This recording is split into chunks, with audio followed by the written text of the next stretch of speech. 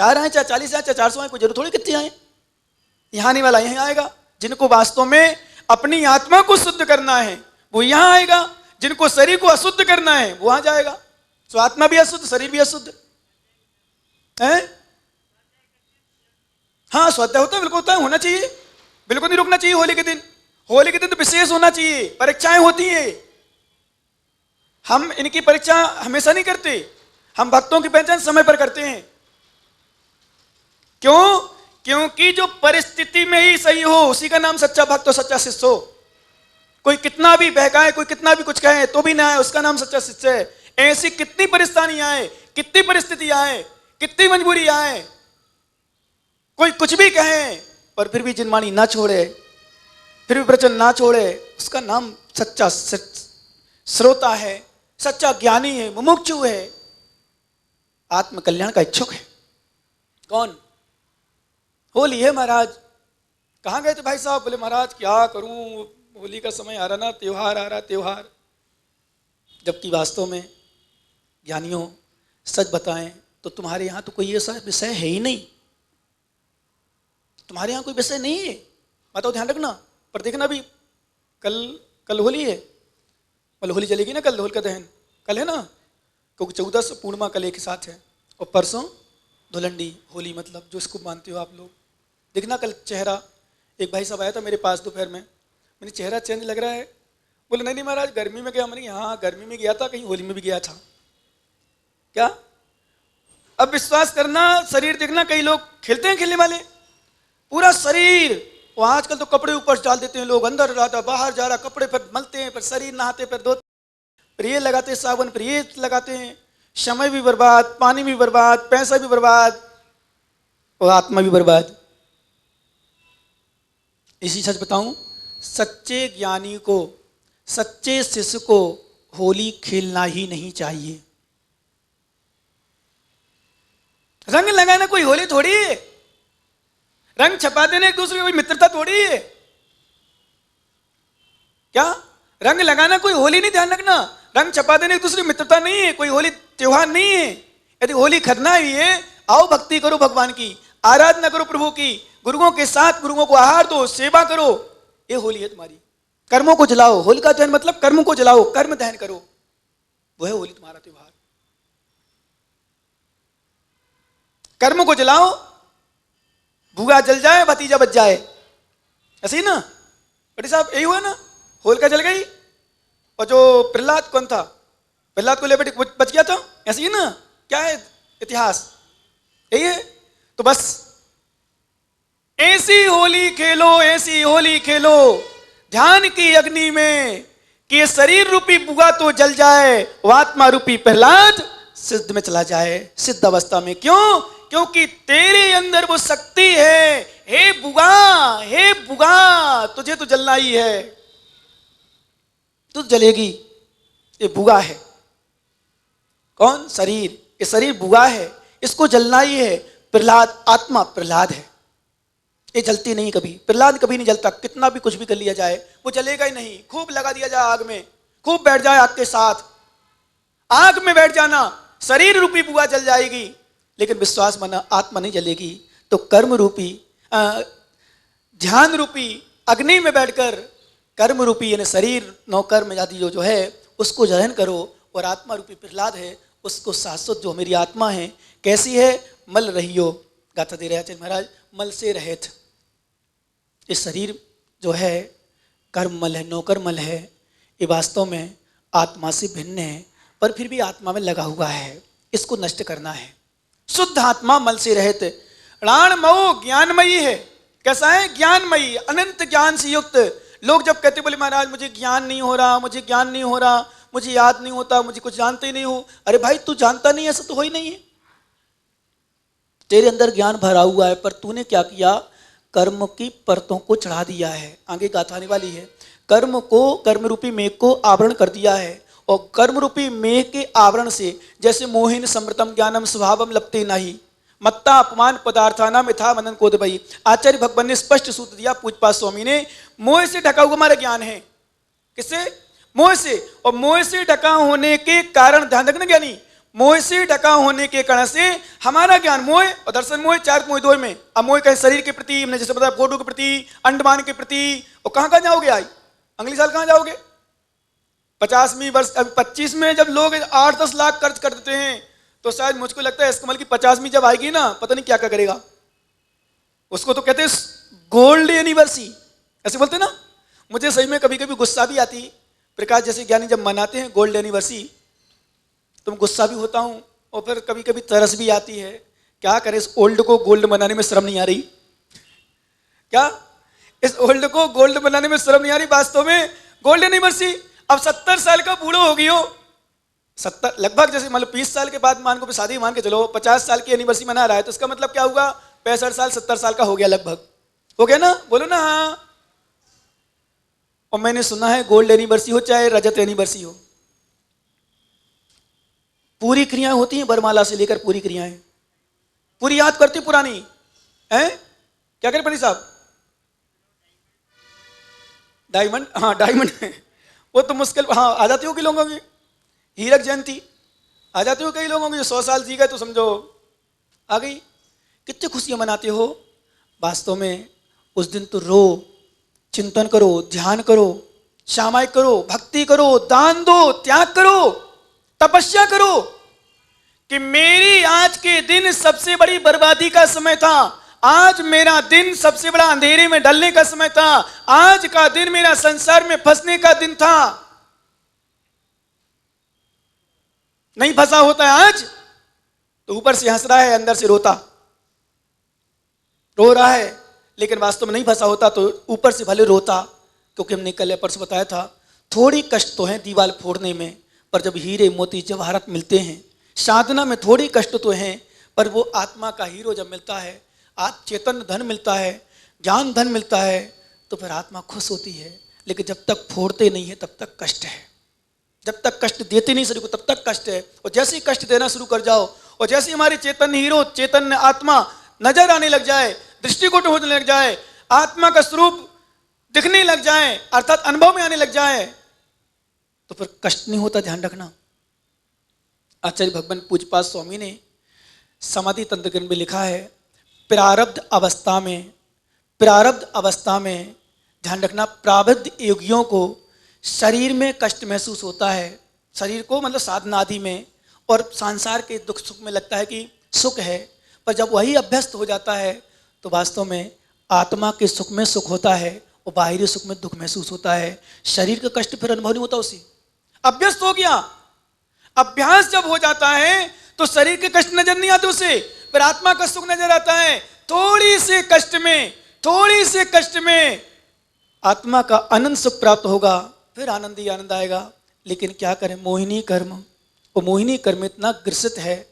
बोले महाराज ticket cancel करूंगा तो पैसा मेरा चला जाएगा, तो बताओ अब क्या करें महाराज, अब तो चले ही गए, अब तो कम से कम छोड़ो महाराज विषय को।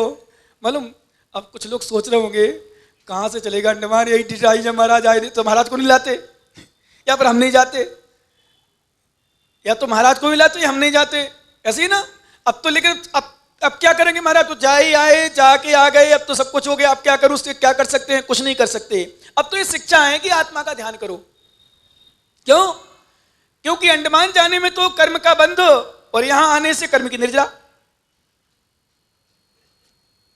स्विमिंग पूल में डुबकी लगाने में, सुनो ज्ञानियों, स्विमिंग पूल में डुबकी लगाने में कर्म का बंध, और जिनमानी में डुबकी लगाने में कर्म की निर्जरा। बताओ कौन सा अच्छा मानोगे भाई सोगानी जी?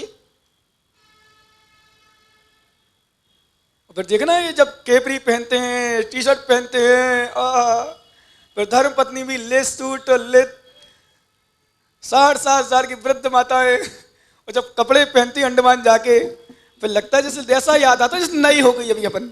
क्यों क्या नहीं, 50 साल की उम्र वाला 20 साल का समझता हूँ अपना का, और हमारे सोगानी जैसे 70 साल के समझते हुए 40 साल का हूं।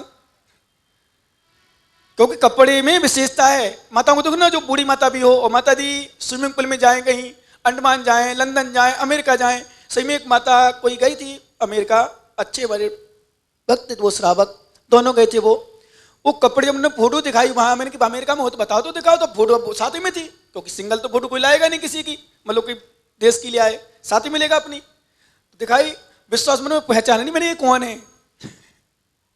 बोले महाराज धर्मपत्नी है। मैंने बताओ 50-55 साल के ऊपर पहुंच गई धर्मपत्नी, और ऐसी लगी जैसे 20 साल की कोई कन्या हो। क्यों? पहनावा। पहनावा से क्या होता है? अने कहने का अर्थ विश्वास करना, स्विमिंग पूल में स्नान करोगे भले आपको लगेगा आनंद आ रहा है, कर्म का बंध होगा, कर्म का आश्रय होगा, पर जिनवाणी की गंगा में अवगाहन करोगे तो कर्मों की निजरा होगी। जंगल में एक ज्ञानी ने लिखा है, बोले महाराज देखो ये जड़ें कितनी सारी जड़ें, कौन सा वृक्ष था भाई?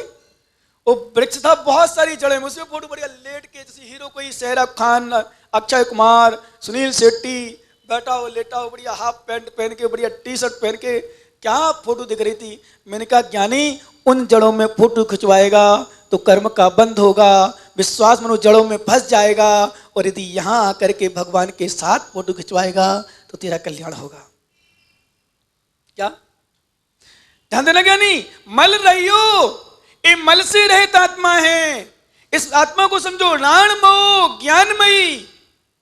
ज्ञान ऐसा नहीं तुझे ज्ञान नहीं है, पर तूने अपने ज्ञान को, मैंने एक दिन कहा था पुनः कह रहा हूं, तूने अपने ज्ञान को अपने छल, अपनी मायाचारी, अपना मोह, राग, द्वेष, कसाय, ईर्ष्या, झूठ, चोरी इत्यादि ढक दिया है। ज्ञान तेरे अंदर वही है जो हमारे अंदर है, जो केवल ज्ञानी के अंदर है, सिद्ध परमात्मा के अंदर है। ज्ञान में कोई कमी नहीं है। क्या? ज्ञान में कोई कमी नहीं है हमारे अंदर, सिद्ध भगवान के अंदर, लेकिन फिर भी ज्ञान को ढक कर रखा है। धोलंडी में क्यों नहीं आएंगे? क्योंकि ज्ञान तेरा ढक गया। तुझे होली दिख रही, तुझे रंग दिख रहा है, तुझे परिवार दिख रहा है, रिश्तेदार दिख रहे हैं, बहुत सारे लोग रिश्तेदार आते होंगे, मित्र आते होंगे। क्यों भाई प्रकाश चांदबार जी सही है ना? कौन आता है? मिलने वाले आते होंगे, बोले महाराज उस दिन तो क्षमा करना, उस दिन तो क्षमा करना, उस दिन तो नहीं आ पाऊंगा। नहीं आओ तो मेरा क्या है, क्षमा क्या बात है, नुकसान तुम्हें होगा। आ रहे हो तो फायदा आपको है, बताओ किसको है? ज्ञानमयी। अब ज्ञान तेरा ढका क्यों नहीं होगा? क्योंकि तू धर्म को छोड़ रहा, गुरु को छोड़ रहा, झूठ बोलना, चोरी कर रहा, मायाचारी कर रहा, मोह में जी रहा, राग में जी रहा, द्वेष में जी रहा, ईर्ष्या कर रहा। कहां जाएगा तेरा कर्मबंध होगा। कर्मबंध मतलब वो मोहिनी कर्म, तो क्योंकि नियम में एक दिन बताया था आपको, ध्यान होगा। एक साथ नोट कर लेना सभी माताओं, एक साथ हर जीव को, एक साथ हर जीव मतलब एक कसायवान जीव को 7 कर्मों का बंध होता है।